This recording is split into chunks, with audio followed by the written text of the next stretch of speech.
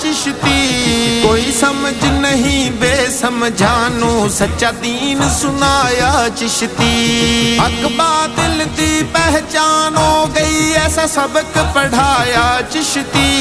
सारी उम्र एहसान नहीं दे सकदे जेड़ा अदब सिखाया चिश्ती। अदब सिखाया चिश्ती।